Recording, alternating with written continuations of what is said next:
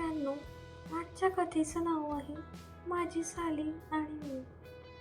मित्रांनो, तुम्हाला जर हा व्हिडिओ आवडला असेल तर व्हिडिओला लाईक करा, चॅनलला सबस्क्राईब करा आणि जास्तीत जास्त शेअर करा. तुम्ही पण मजा घ्या आणि तुमच्या मित्रमैत्रिणींना सुद्धा कथेची मजा द्या. हॅलो मित्रांनो, माझी साली तेजू एक नंबरची सुंदर होती. मी जेव्हा माझ्या बायकोला सर्वात आधी पाहिले होते आणि तिला पण पाहिले होते, तेव्हा मला इच्छा झाली होती की हिला पण ठोकले पाहिजे. एकदम मलाईसारखे शरीर, गुलाबी ओठ चोखायला आमंत्रण देत होते. तिला पाहून असे वाटत होते की आत्ताच करून घ्यायचे का. तेजूला पाहिले की मला तिच्या जवळ जाऊन स्पर्श करायची इच्छा होत होती, पण ती कधी तिच्या अंगावर हात पण ठेवायला देत नव्हती आणि कधी कधी बोलताना चुकून तिच्या अंगाला स्पर्श जरी झाला तर मला एकदम करंट लागत होतं आणि ती एकदम लाजून बाजूला जात होती. ती नेहमी प्रयत्न करत राहत होती की तिचे शरीर तिच्या साडीच्या पदराने झाकून राहावे, पण मी खूप तडपत होतो. कधी तिला जवळ घेणार आणि तिच्यासोबत प्रेम करणार. मग मी तर माझ्या लग्नाच्या बहुतेक 5 वर्षापर्यंत तिचा विचारच करत होतो, पण मला काही करून चान्स मिळत नव्हता. मग एक दिवस आला होता जेव्हा सुंदरी तेजू आमच्या घरी आली होती आणि राहणार होती. आता माझी मुले स्कूलमध्ये गेली होती आणि माझी बायको पण 2-3 तासासाठी बाजारमध्ये गेली होती. मग मी माझ्या सालीबरोबर गप्पा मारू लागलो. तेव्हा मी विचार केला की आता काहीतरी करावेच लागेल. मग मी शेवटी तिला विचारून घेतलं की तेजू, लग्नाच्या 3 वर्षानंतर पण तू इतकी सुंदर कशी काय दिसत असतेस? मग तिने म्हणाले की का जिजाजी, लग्न झालं की सुंदरता नाही राहत काय? मग मी म्हणले की नाही, असे काही नाही, पण तू अजिबात चेंज झाली नाही आहेस. राहुल पण तुला खूप प्रेम करत असेल. तर तिने म्हटले की तुम्ही विश्वास पण करणार नाही की त्याचा माझ्यामध्ये इंटरेस्ट एकदम कमी झाला आहे. मग मी म्हटले की असे कसे काय होऊ शकते आहे, तू तर किती सुंदर आहेस. मग तिने तिच्या मादक डोळ्याने म्हणले की काय सांगू जिजाजी, राहुलमध्ये आता खूप चेंज आला आहे. मग मी तिला रुमाल देत म्हटले की काय तू खरे सांगत आहेस, राहुल तुला प्रेम करत नाही काय? तिची काय दुसरीकडे चक्कर वगैरे आहे काय? मग तिने म्हटले की नाही, असे काही नाही आहे, पण ती त्यांच्या कामामध्ये खूपच बिझी असतात आणि असे पण होऊ शकते की आता ती माझ्याकडून बोर होत असतील.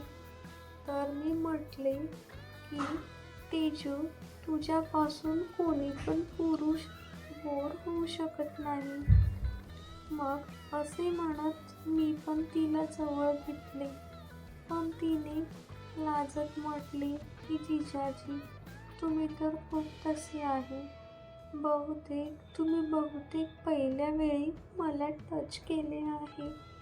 मग मी पण पुढे जात म्हटले की तेजू, बहुतेक ही माझी चूक होती. मी तुला प्रेम करू इच्छितो आहे. मग तिने म्हणले की फक्त एक किस ठीक आहे. अजून काही नको.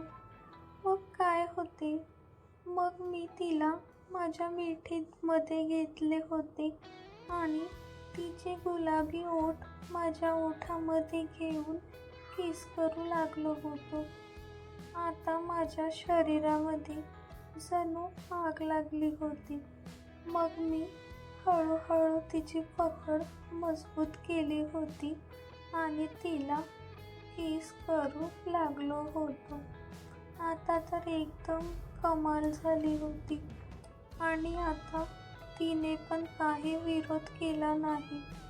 पण तिच्या चेहऱ्याला वर करून करून करायला अजूनच मजा येऊ लागली होती.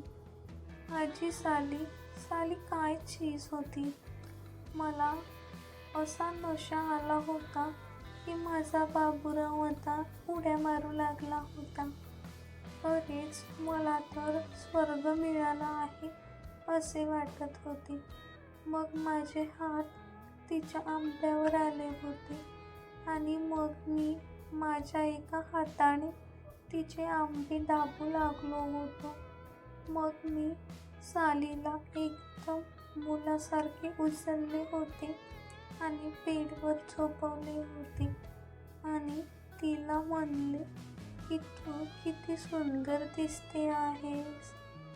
कुठे होतीस जानेमन इतके दिवस? मग आम्ही एकमेकांना प्रेम करू लागलो. मग आम्ही खूप प्रेम केले. मग तिने म्हटले की जिजाजी, तुम्ही कधी माझ्याकडे पाहिलेच नाही आणि मी लाजत राहिली की जर तुम्हाला माझ्या मनाचे समजले तर तुम्हाला वाईट वाटून जाईल. मग मी तिला म्हटले की काय केलेस? हे तू 3 वर्ष बर्बाद करून टाकलीस. पण मी आता अजिबात थांबू शकत नाही आहे. माझ्याकडून ठोकून घेणार ना माझी जान? मग तिने म्हटले की जिजाजी, दीदी यायच्या आधी जे करायचं आहे ते करून टाका.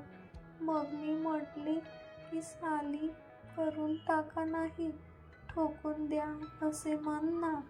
मग तिने म्हटले की मला करा ना जिजाजी आणि मग तिने तिचे तोंड लपवले होते. मग आम्ही ठोकाठोकी केली.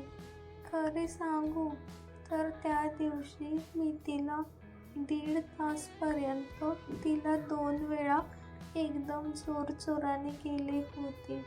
मग आम्ही दोघेही उठून फ्रेश झालो कारण की आता माझी बायको पण येणार होती.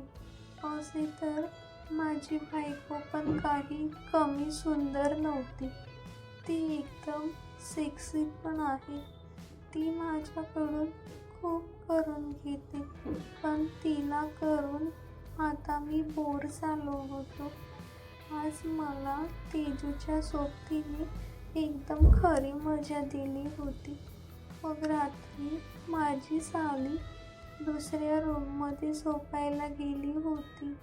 मग मी हळूच तिच्याजवळ जाऊन म्हणले की काय साली साहेबा, काय करून घेणार? मग तिने म्हटले जिजाजी गप्प बसा, दीदीला सांगून टाकेन. मग तिने म्हणले की गुपचूप नाही तर दीदी ऐकून घेईन. आता तुम्ही जावा. मग मी म्हटले की मी रात्री येतो माझी राणी, तयार राहा. आणि मग पटकन मी तिला केस केले होते. मित्रांनो, मग मला रात्री तर काही चान्स मिळाला नाही. पण पुढच्या 7 दिवस मला 3 वेळा चान्स मिळाला होता. तेव्हा आम्ही खूप ठुकाई केली होती. मग आम्ही खूप एन्जॉय केले. मित्रांनो, तुम्हाला ही स्टोरी कशी वाटली कमेंटमध्ये नक्की कळवा. व्हिडिओ आवडला असेल तर व्हिडिओला लाईक करा, तुमच्या मित्रांपर्यंतही शेअर करा आणि सबस्क्राईब करा.